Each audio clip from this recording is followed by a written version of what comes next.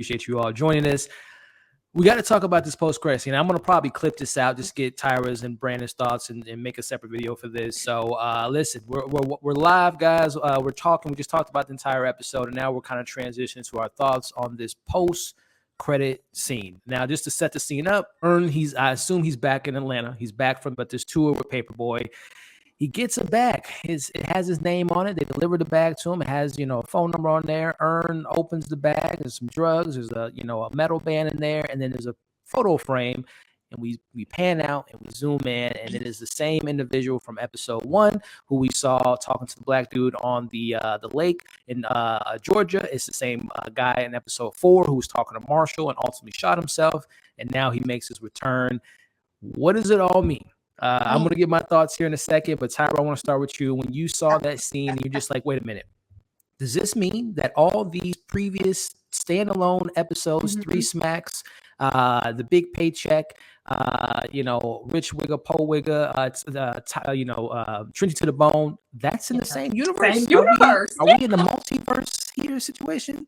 Tyra, your thoughts on this post-credit scene?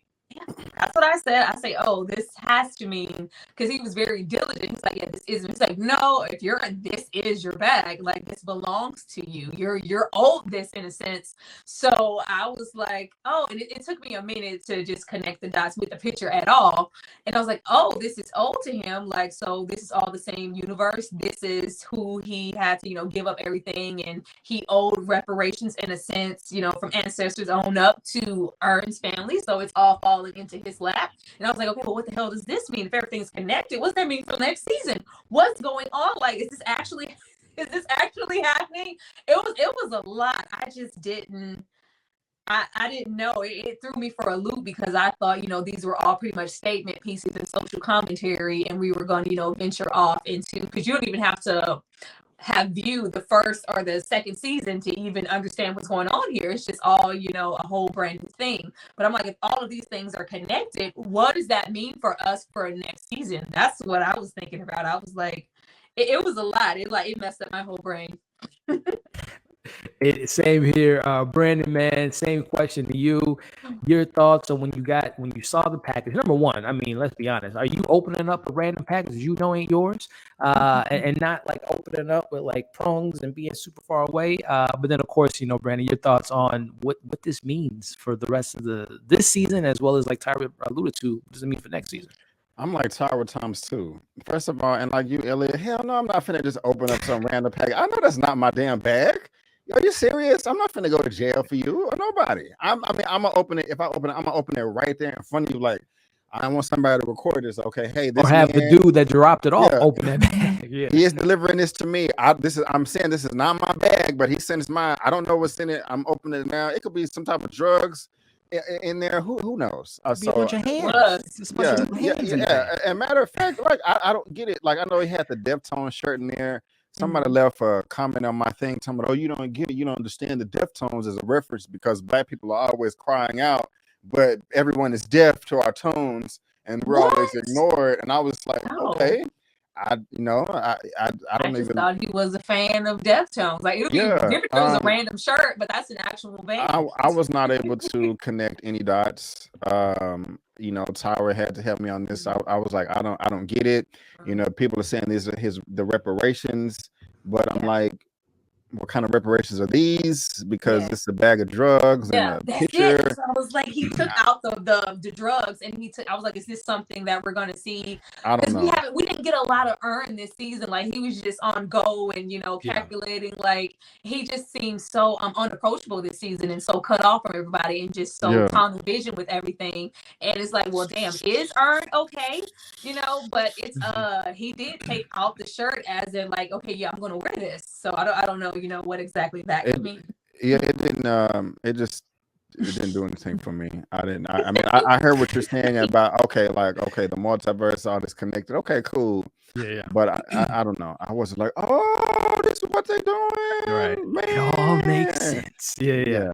I'm still not there. So I'm sorry. Well, guys that are watching live, and of course, if you're watching the replay, let us know your thoughts on it. But kind of pivoting, so I'm going to share my little elaborate thoughts on this. And shout out to another comment that I saw on the video here from this commenter here in regards to I like what they're saying. They believe that the post credit scene teases, next season perfectly and wrapping up everything from how we met White Earn at the beginning, and it ties into seeing Black Earn and the whole idea of the curse of a white man, and tying into his comments of richness being a curse, because he did say that if you have enough blood and money, you can be white. So I think there is some correlation in this comment here, and to tie it into my thoughts on this moment, I think number one, I think it does kind of, I don't want to say confirms, but I think it's pretty much safe to say that all the events that we saw from these solo episodes will be taking place in our timeline. So now what does that mean for Earn, Van, Paperboy, and Darius? Are, them getting their reparations, and how does it look with all of them now having money in their pockets? Are they going to be the same? Are they going to be different? Is Paperboy going to stray away from being a rapper and look into some other avenues of, being successful? So I think there's definitely something to say there. But I do think this whole idea of whiteness being a curse will tie into what we see next season, and the whole idea of this season having an undertone of ghost and getting what you deserve and things of that nature. I think that ties perfectly into what we can explore in a season 4, which will be the finale. So I guess the question for Tyra and Brandon: do you think we will continue that narrative with white cursedness and having that continuation of seeing our characters, what they're going to look like now coming home from Atlanta after this vacation or this tour and having some money in their pocket now? How does that play into season 4 and kind of your expectations for season 4? It has to tie in. Yeah, it has to tie in, because if it didn't, this would all be a waste. It would be pointless. So, that's really the short and sweet of it. He's so uninspired, yeah. And I will say another thing too, because I know a lot of people said this is the reparations of it, but I went back and watched episode 4, and White Earn did specifically say to Marshall, they lost my package. They lost my bag. So I don't know if I don't know if that was Earn's, like him trying to give Earn, like, this is my life and all this stuff. I literally think he did lose his package. And again, it ties back into like this still being in the same universe. But Tyra, your thoughts again on this whiteness being a curse, can tie that into the 4th season, how that can all play out. Oh gosh, I wouldn't put it past them to just act like none of this ever happened and do Right, whole other stuff. Like, I can't have faith that it's going to be a continuation of anything. Actually, like, I wouldn't be surprised if it was like, okay, yeah, we're on a whole new set, a whole new venture, and be like, well, what the hell? When the hell did we get into 2030? Like, it'll be something completely different. Like, I have no faith that they're going to stick to any scripts. I do feel like it is another tie-in with, the white man in the equation of the riches. The nice comment that you will left. That's a wonderful comment. That was, a nice a nice little bow on, what's really going on here. And it's just like, what is going to happen with Earn now that now that they do have this. It's like you can be white. So does this mean that, because Earn wasn't really just Earn this entire this show. He's just so. Like, I even felt like there were moments where Al was kind of trying to, reach out to him and maybe, have some rapport. And it's just like, yeah, your water's here. This is there. He's just about business. So it's just like, what exactly is Earn going to transition into? Yeah, no, I agree. Yeah, I agree. And another thing too, for one more thing, as far as next season for Brandon and Tyra, do you want these the standalone episodes? I know some of them work, some of them didn't, but Tyra, would you want to see 1 or 2 in Atlanta, but not having our characters being involved in the narrative? Do you want to see these standoff episodes carry on into season 4? I wouldn't mind, like, 1 or 2, just because they're like, it's a treat, like, it's a nice little venture off, but like every other, no, if they, I wouldn't be, mad or whatever. I'm still going to watch, but practically I would prefer that it was, maybe, 1 or 2, and especially since this is not a show where we get, 20 episodes, so it's nice to really pivot to what we know and what we're familiar with and who we've been following. But, 1 or 2 is cool.